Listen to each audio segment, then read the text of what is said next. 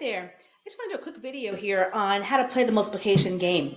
So first of all, you are given a factor down below of a 7. So the first player gets to use that 7 and multiply it by any number 1 through 9, and they get to own that product. So let's say I went first, and I chose to multiply 7 by 4. Well, I would own that 28 spot. Now my partner has the 4 to work with. The 7 is no longer a part of the game, so my partner takes the 4 and multiplies it by any number 1 through 9. Let's say they chose an 8, so they would own the 32nd spot. Well, now I have to use the 8, so I would choose maybe 8 times 5. Well, at this point, though, you'll notice that the winner of the game is going to be the person that gets 3 in a row. So right now, I could win on my next turn getting a 20 or a 54. So my partner's going to want to think about not giving me a factor that I could then use to win to make a 20 or a 54.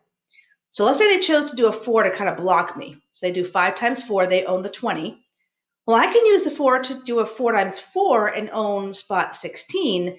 And now I've got many different ways I could win 3 in a row. My partner's going to want to try to figure out, is there a factor they could give me that I could not win with? Let's say they chose to do 3 times 12. I'm sorry, 3 times 4, so they own the 12.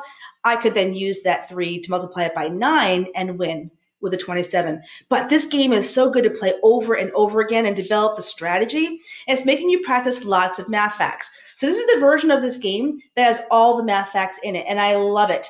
But I also want to make sure that our kiddos are not getting they're not being excluded from fun games because maybe they aren't there yet. So I've created two versions of the game now. One that's a version of our foundational facts. So using the multiples of 1, 2, 5, and 10.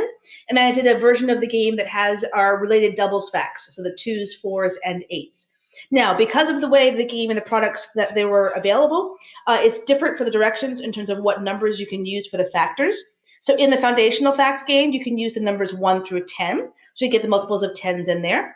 And then in the doubles game, we can use factors 2 through 9. So feel free, play this with your games and your kiddos. And again, it's a really fun and a good strategic game, making the kids practice, which is what we need to build those neural pathways in their brain.